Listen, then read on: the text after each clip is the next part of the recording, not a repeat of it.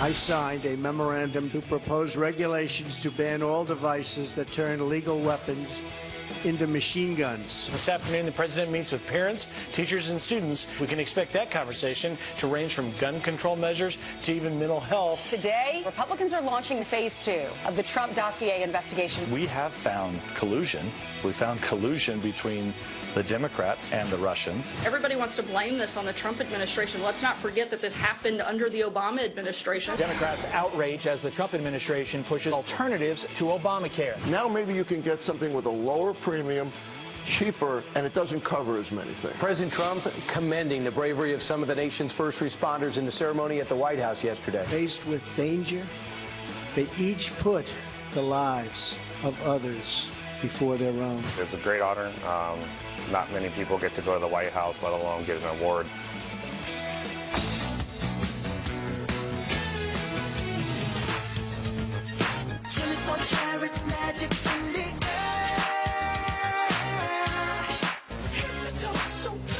That is the cherry blossoms? Those are Japanese cherry blossoms, exactly right there. And with today's warm weather, and it's been warm there the last couple of days, there's a possibility those cherry blossoms, a little mixed up, might just start popping out. Sometimes it happens, and unfortunately, then the cherry blossoms are blooming at full bloom way before the party. And they have a big parade. When are they supposed to bloom? Like April? Yeah, March, April. They have a mind of their own. Also, special thanks to the Japanese. They gave them to us. They did not charge us, right? They did give them to us, I believe, in like the early 1900s, 1908 or something like that. And then the lights went out. But we had to plant them. We planted them. I'm sure we did. I'm sure. I don't think they came over and planted them as well. Yeah. I mean, so if you want to do it again, we'll plant them again. Same deal. If you want to do it in 2018. They just have to hang on. The peak bloom is supposed to happen in about 2 weeks. Okay. Close to March 1st. They are so beautiful. We have some in Central Park, and every now and then on every corner they sell the flowers. Like, there are a few things that are cheap in New York. It's getting your nails done, getting a massage. They charge $1 an hour. A Prada bag right there, $20. You mean Prado? And then the flowers. Sometimes you can get the cherry blossoms, and they're so beautiful. You know, you buy them all the time, don't you? And if you're tulips and you're listening, it's time to break ground soon. All right. Meanwhile, 2 minutes after the top of the hour, today at the White House, President Trump's going to welcome in the Florida community that is grieving after that deadly Parkland school shooting. All right, this is the president is pushing for a ban on bump stocks and tougher background checks. Kevin Corke is already up at the White House with a preview of what we can expect today. Kevin. Hey guys, good morning. The safety and security of America's children is the top priority of my administration. That's what the president said yesterday, reflecting not just the tone, but also the tenor of today's listening session here at the White House, the first of a pair of listening sessions in the wake of the deadly shooting over at Parkland, Florida. Now, today's gathering, with teachers and students, of course, signifies, say White House officials, a renewed commitment to finding solutions to stem violence at our schools, including the debate over what to do about bump stocks. After the deadly shooting in Las Vegas, I directed Attorney General to clarify whether certain bump stock devices, like the one used in Las Vegas, are illegal under current law. We must move past cliches and tired debates and focus on evidence-based solutions and security measures that actually work. So the question becomes, what do you do about it? Well, here's California Senator Dianne Feinstein. She says, look, words are one thing, Mr. President, but we need meaningful action. If you want these devices off the street, call congressional Republicans and tell them to stop blocking our bill. Now, all this unfolds after teenage survivors of the shooting went to the State House over in Tallahassee yesterday to try to get lawmakers there to debate an assault weapons ban. They were unsuccessful in making that happen. But again, this is the first of 2 listening sessions today, guys. The other one coming up tomorrow with state and local officials. Of course, I'll be here for you with all the details. But for now, back to you. All right, standing by at the White House where it sounds like somebody's car alarm is going off. Yeah, it's a fence alarm. Hopefully it's nothing to worry about. Be careful, Kevin. Well, hope Kevin Corke's okay.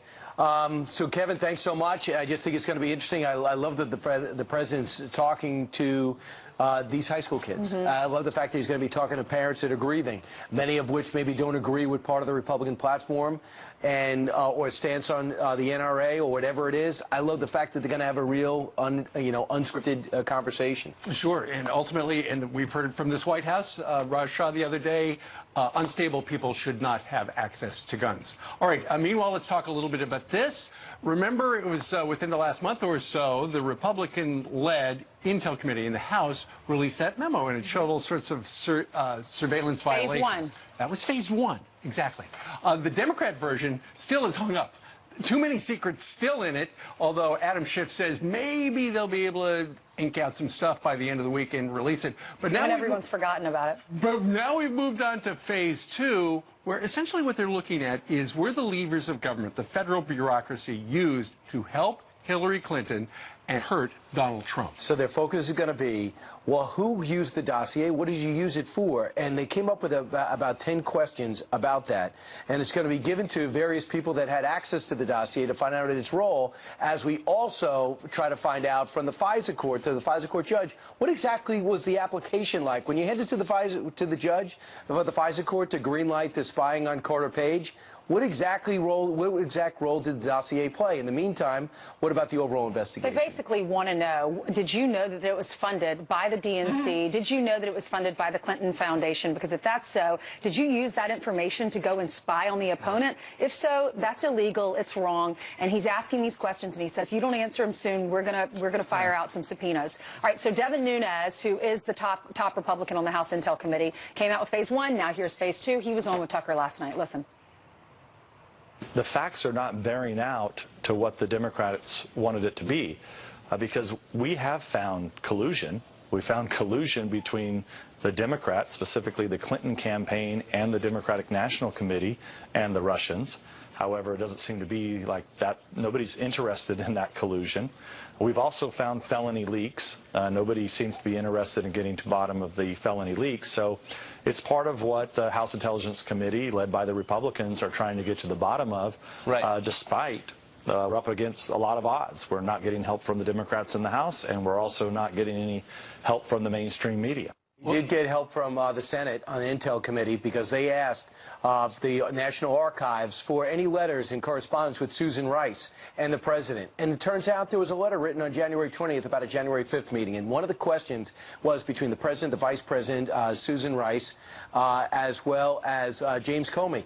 At that time, they said they were talking about Russia and keeping everything above board. It was an odd email. Remember that? One of the questions, number 9, is, was President Obama briefed on any information contained in the dossier on January 5th, 2017? So they're drilling down on exactly what took place. Everyone has these questions, because if the Clinton Foundation helped pay for the money to get this Christopher Steele dirty dossier, then did she know about it? I mean, the foundation's using the money to pay for this. Did she know about it? Did the president know about it, President Obama? I have heard that apparently every one of those questions, they know the answers from every one of the people they've sent it to. And so essentially is the people they're sending it to, people like Comey and Brennan and Clapper, if they do not respond, then they're going to be subpoenaed.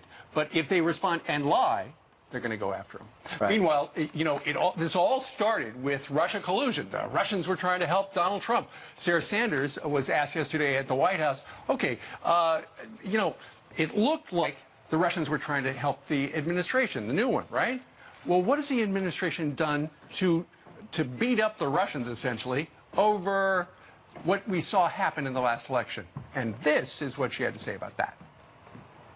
Look, just last week, the Department of Homeland Security Secretary Kirstjen Nielsen met with a number of relevant stakeholders. They're discussing this process and going through and looking every single day at the best ways forward. Everybody wants to blame this on the Trump administration. Let's not forget that this happened under the Obama administration. What did they do? And that's the point.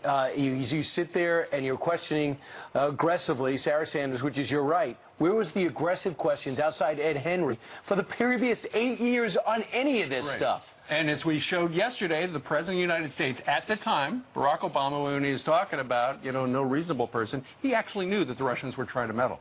Regarding Devin Nunes, what's interesting is I saw an item this morning that a number of people on the political left really want him out.